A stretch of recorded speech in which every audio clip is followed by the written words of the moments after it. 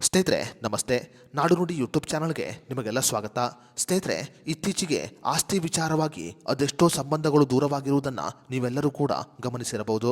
ಆಸ್ತಿಯ ವಿಚಾರವಾಗಿ ಅಣ್ಣ ತಮ್ಮ, ಅಕ್ಕ ತಂಗಿ ಮತ್ತು ಅಪ್ಪ ಮಕ್ಕಳು ದೂರವಾಗುತ್ತಿರುವುದು ಬಹಳ ಬೇಸರದ ಸಂಗತಿಯಾಗಿದೆ.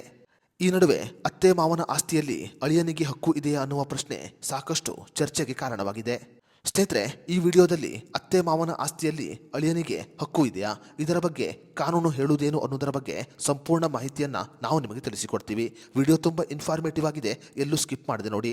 ಸ್ನೇಹಿತರೆ, ಭಾರತೀಯ ಕಾನೂನಿನ ಪ್ರಕಾರ ಅತ್ತೆ ಮಾವನ ಆಸ್ತಿಯಲ್ಲಿ ಅಳಿಯನಿಗೆ ಯಾವುದೇ ರೀತಿಯ ಹಕ್ಕು ಇರುವುದಿಲ್ಲ.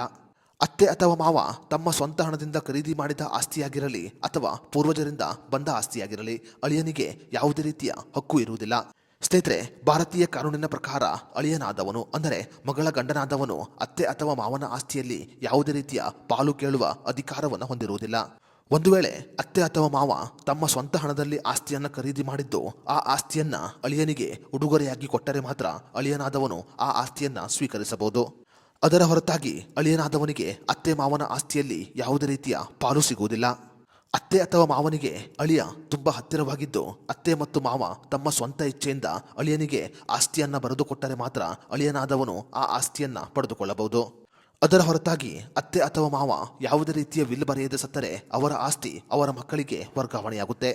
ಅತ್ತೆ ಅಥವಾ ಮಾವ ಅಳಿಯನಿಗೆ ಆಸ್ತಿಯನ್ನ ಕೊಡಬೇಕು ಅಂದುಕೊಂಡರೆ ಅವರು ಗಿಫ್ಟ್ ಮೂಲಕ ಅಥವಾ ದಾನಪತ್ರದ ಮೂಲಕ ಆಸ್ತಿಯನ್ನ ವರ್ಗಾವಣೆ ಮಾಡಬಹುದು. ಇದರ ಹೊರತಾಗಿ ಅಳಿಯನಾದವನಿಗೆ ಅತ್ತೆ ಅಥವಾ ಮಾವನ ಬಳಿ ಯಾವುದೇ ರೀತಿಯ ಆಸ್ತಿ ಕೇಳುವ ಅಧಿಕಾರವಿಲ್ಲ. ಸ್ನೇಹಿತರೆ, ಅತ್ತೆ ಅಥವಾ ಮಾವನ ಆಸ್ತಿಯಲ್ಲಿ ಅಳಿಯನಿಗೆ ಪಾಲು ಕೊಡಬೇಕಾ ಅಥವಾ ಬೇಡವಾ ಅನ್ನೋದರ ಬಗ್ಗೆ ನಿಮ್ಮ ಅನಿಸಿಕೆ ಅಭಿಪ್ರಾಯವನ್ನು ನಮಗೆ ಕಮೆಂಟ್ ಬಾಕ್ಸ್ನಲ್ಲಿ ತಿಳಿಸಿ.